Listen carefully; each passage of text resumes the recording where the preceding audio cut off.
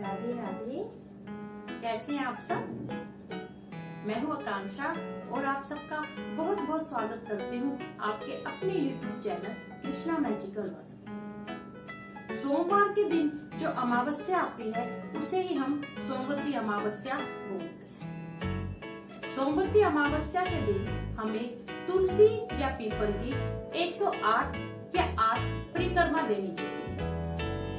चाहे वे पीपल हो चाहे वे तुलसी हो, हमें उनमें एक वस्त्र, जल, रोली और कोई भी सुहाग का सामान आप चढ़ा सकते हैं। अगर आप 108 परिक्रमा कर रहे हैं या 8 परिक्रमा कर रहे हैं और अगर आप सोमवती अमावस्या की कहानी भी सुन रहे हैं, तब आपको कोई ना कोई सुहाग का सामान जब परिक्रमा करें तब अवश्य पीपल पे या तुलसी माता पर अर्पित करना चाहिए।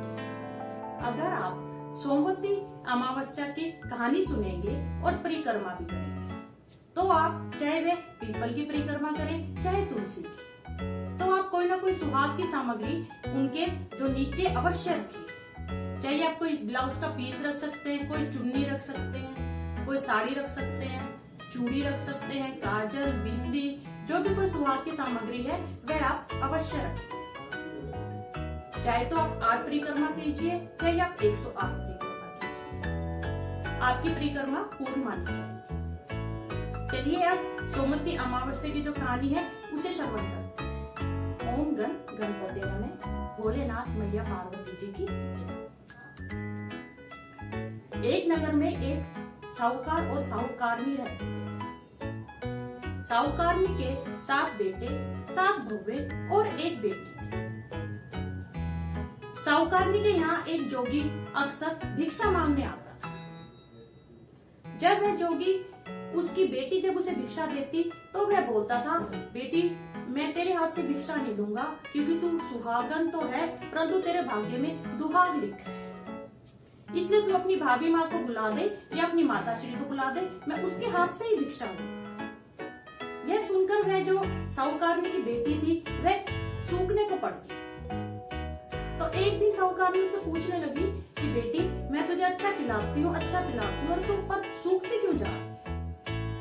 इस पर वह बोली, माता जी मैं ऐसे ऐसे जो जोगी बाबा जो अपने घर आते हैं वह जब मैं उन्हें भिक्षा देने लगती हूँ तो वह यह कह के मेरे हाथ से भिक्षा नहीं लेते कि तू सुहागन तो है परंतु तेरे भाग्य में दुहाग लिखा है। यह सुनकर उसकी माता को बड़ा हैरानगी हुई और वह बोली, कल तू दोबारा जब भी वह जोगी आए तब तू दोबारा भिक्षा दियो और मैं चुपचाप सुनूंगी। थोड़े दिनों बाद वही जोगी दोबारा पधारे और साहूकारनी चुपके बैठ गई और वह उसकी बेटी जोगी को जैसे भिक्षा देने लगी वह बोला, बेटी मैं तेरे हाथ से भिक्षा ले तो लेता परंतु तेरे भाग्य में दुहाग लिखा है। इतने में ही साहूकारनी बाहर आ गई और वह बोली कि हे जोगी बाबा हमारे घर से भिक्षा लेते हो और हमें ही गाली गलौज देते। तो वे जोगी महाराज बोले, पुत्री जो कुछ मैं भाग्य में देखता हूँ मैं तो बस वो ही बोलता हूँ, मैं किसी का भी अवज्ञा या किसी का भी अमंगल करने का बिल्कुल भी आदी नहीं। तो वह साहूकारनी बोली, आप ऐसे क्यों बोलते हो कि मेरी बेटी के भाग्य में दुहाग लिखा है? तो वे जोगी बाबा बोले, पुत्री जो मैं आपकी बेटी का भाग्य देख पा रहा हूँ इसका विवाह होगा उसी दिन फेरों के मंडप में ही इसके पति को सर्प डस लेगा और यह विधवा हो जाए। यह सुन के साहूकारनी रोने लगी और हाथ जोड़ के जोगी बाबा को बोली, हे जोगी बाबा अगर आपने यह बता दिया तो इसका कोई उपाय भी बताइए। तो वह बोला कि भी इसका जो दुहाग है उससे सुहाग में परिवर्तन तो एक सोना धोबन ही कर सकती है। तो साहूकारनी ने हाथ जोड़ के पूछा कि ये सोना धोबन कौन है? तो वह बोले, जोगी बाबा बोले कि जो ये सोना धोबन है 7 समुद्र पार रहती है और ये बहुत ही तेजस्वी स्त्री है और ये बहुत ही सोमवती अमावस्या की परिक्रमा करती है, उनका व्रत करती है जिससे इसके जो सतीत्व में बहुत ही शक्ति है। तो साहूकारनी बोली, ठीक है मैं सोना धोबन को कैसे भी मनाऊंगी और मैं उसे अवश्य लेके आऊंगी अपने घर। और यह कह के अगले दिन साहूकारनी सोना धोबन की खोज में निकल पड़ती है। जैसे साहूकारनी चलती है तभी रास्ते के बीच में एक पीपल का वृक्ष आता है। तो जो साहूकारनी है वह सोचती है कि मैं रात को यहीं पे थोड़ा विश्राम कर लेती हूँ, फिर मैं सुबह जाऊंगी। और यह सोचकर वह उस पीपल के वृक्ष के नीचे बैठ जाती है। जैसे वह बैठती है तो वो क्या देखती है कि एक बहुत ही सुंदर घोंसला था जिसमें गरुड़ पंखनी का एक छोटा सा बच्चा था। वह देखती है तभी एक बहुत ही जहरीला सांप आता है और पेट पे चढ़ने लग जाता है। तो वह समझ जाती है कि यह गरुड़ पंखनी का जो बच्चा है उसे नुकसान पहुंचाएगा। तो वह उस सांप को लाठी से मार देती है और उसे ढाप देती है। थोड़ी देर में जब गरुड़ पंखनी आती है तो वह जब वो देखती है लाल जब देखती तो वह सोचती है कि वो साहूकारनी है, उसने उसके जो बच्चा है उसे मार दिया है।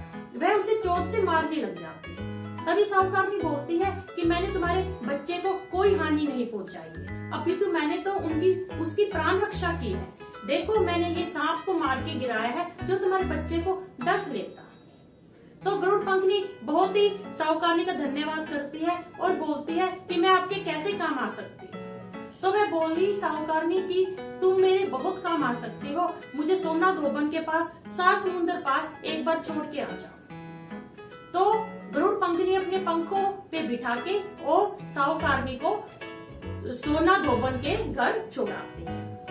जब वह साहूकारनी सोमनाथ धोबन के घर पहुंचती है तो वह चुपचाप क्या देखती है कि उसकी 7 बहू होती है, वह काम के लिए एक दूसरे से बहुत लड़ती है और सोमनाथ धोबन उनकी लड़ाई देख देख के बहुत दुखी रहती है। तो वह समझ जाती है कि मैं अगर इनके घर में इसी बात का झगड़ा है तो मैं इनके घर का सारा काम कर दिया करूंगी जिससे सोमनाथ धोबन खुश हो जाया करेंगे। और यह सोचकर वह जो साहूकारनी है वह जब सब सो जाते हैं तब रात को आती है, सोमनाथ धोबन की जो गाय है उनको नहला देती है, उनको चारा वगैरह डाल देती है, उन सब के कपड़े धो देती है, उनके बर्तन धो देती है, उनके घर की साफ सफाई कर देती है, उनका आटा पीस देती है और सारा काम करके सुबह होने से पहले वह अपने घर को वापिस लौट आती है। यह देख कर सोमनाथ धोबन कई दिनों से हैरान थी कि आजकल उसकी कोई भी बहू एक दूसरे से लड़ती क्यों नहीं। तो उसने उन बहुओं से पूछा कि तुम सबकी आजकल लड़ाई क्यों नहीं होती, तुम में से ये सारा काम कौन कर जाता है। तो बहुएं बहुत सियानी थी, बोली सासू माँ काम तो हमें ही करना है, तो हम क्यों व्यर्थ लड़े, इसलिए हम मिलजुल के काम कर लेते।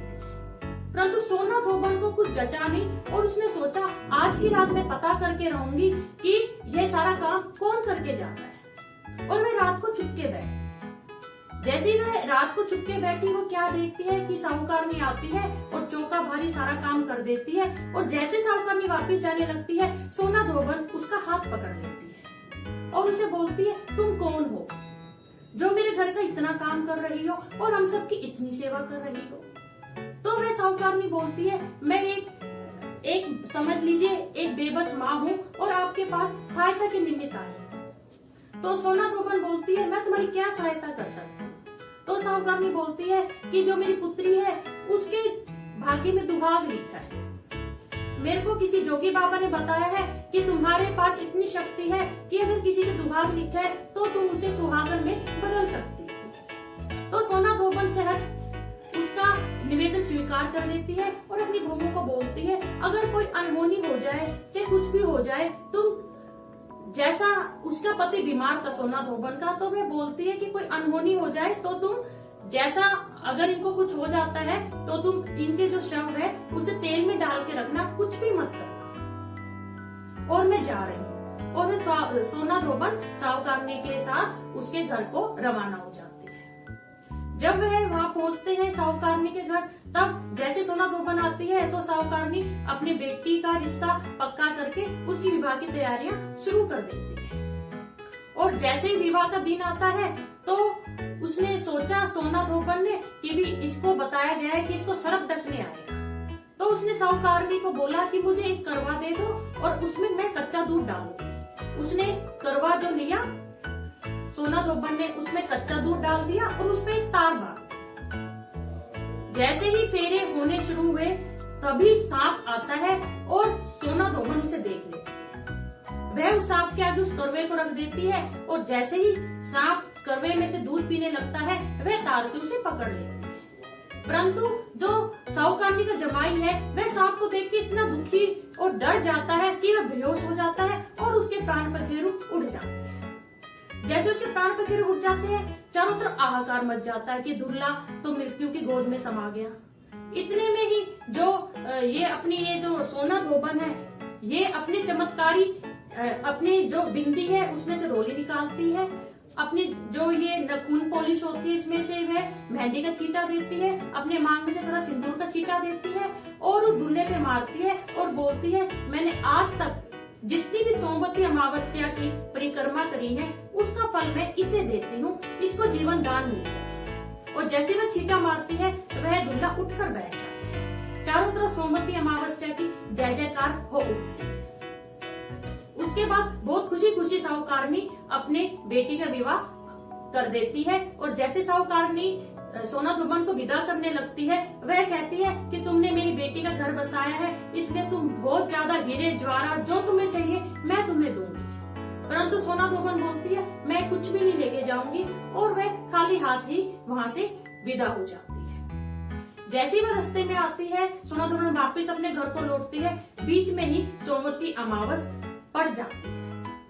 क्योंकि जो सोना धोबन थी उसका हर सोमवती अमावस्या को परिक्रमा करने का नियम था, इसलिए वह सोचती है कि रास्ते में चाहे सोमवती अमावस पड़ जाए परंतु मैं अपनी परिक्रमा तो पूर्ण करके मानूंगी। क्योंकि वह रास्ते में थी तो उसके पास परिक्रमा जब वो करती तो उसके लिए चढ़ाने के लिए कोई वस्तु या सामान नहीं था। तो वह क्या करती है, वह एक ईंट लेती है, उस ईंट के वह 108 टुकड़े करती है और 108 ईंट के टुकड़ों से वह पीपल के वृक्ष की परिक्रमा करती है और उन 108 जो ईंट के टुकड़े होते हैं उन्हें वहीं पे पीपल के नीचे दबा देती है और अपने घर की ओर लौट जाती है। जब सोना धोबन अपने घर पहुंचती है तो वह क्या देखती है, उसका जो पति था वह मृत पड़ा है। जब वह देखती है तो वह फिर सोमवती अमावस्या को हाथ जोड़ के प्रार्थना करती है, आज रास्ते में जो मैंने सोमवती अमावस्या जो मैंने करी है उसका फल मेरे पति को मिल जाए। और यह बोलते के साथ उसका पति जीवित हो उठता है और चारों तरफ सोमवती अमावस्या की फिर जय जयकार होने लग जाती है। इतने में ही जो सोमवती अमावस्या की जयकारे के बाद जो उनके पुरोहित था सोना धोबन का, वह बोलता है कि यजमान मेरी दक्षिणा दो, क्योंकि तुम हर सोमवती अमावस्या को मेरे को दक्षिणा देती हो। सोना धोबन बोली कि सोमवती अमावस्या की जब मैंने परिक्रमा करी तो मैं पीपल का वृक्ष तो रास्ते में ही है और मैंने जो भी वहाँ पे मैंने जिससे परिक्रमा की है वह मैंने पीपल के नीचे दबाया हुआ है, तुम वहाँ जाके अपनी दक्षिणा ले लो। जब वह पुरोहित वहाँ पहुँचता है, जब वह पीपल का जो पेड़ के नीचे जो उसने गड्ढा करके ईंट के टुकड़े रखे होते 108, जैसे ही वह उस गड्ढे को खोदता है वह देख के हैरान रह जाता है, वहाँ पे हीरे जवाहरात भरे पड़े हैं, सारा कुछ हीरे जवाहरात में बदल गई। वो ईंट के जो टुकड़े थे वह हीरे जवाहरात में बदल गए। वह सारा धन लेके वापिस सोना धोबन के पास आता है और बोलता है, तुम तो कह रही थी कि तुमने तो जब तुमने परिक्रमा करी तो तुमने कुछ भी नहीं किया, तो तुमने तो हीरे जवाहरात से परिक्रमा पूर्ण की है। तब वह सोना धोबन बोलती है, ये सब चमत्कार सोमवती अमावस्या का ही है, मैंने तो ईंट और पत्थरों से परिक्रमा की थी। उसके बाद पूरे गांव में ढिंडोरा पिटा दिया जाता है कि सब कोई सुहागन महिलाएं सोमवती अमावस्या की परिक्रमा अवश्य करें। जो कथा सुने उसे भी सुहागन रखना, जो हुकारा भरे उसे भी सुहागन रखना, जो कथा किसी और को सुनाए उसे भी सुहागन रखना। बोलो सोमवती अमावस्या की जय। आपने देखा किस प्रकार यह छोटी सी कहानी हमें इतना अद्भुत फल दिखाती है। इसलिए मेरी आपसे प्रार्थना है, ये सुंदर सुंदर कथाएं और जो हिंदू व्रत के जो सुंदर सुंदर त्योहार और नियम है, इसे आप ज्यादा से ज्यादा शेयर कीजिए, ताकि जो आम पब्लिक है, जो अपनी युवा पीढ़ी है, वह भी हमारे इन व्रत और त्योहारों को जाने। अगर आपने इस चैनल को सब्सक्राइब किया हुआ है तो मैं आप सबका धन्यवाद करती हूँ, जिनने किया है, और जिन्होंने नहीं किया उनसे प्रार्थना करती हूँ कि आप इस चैनल को सब्सक्राइब करें।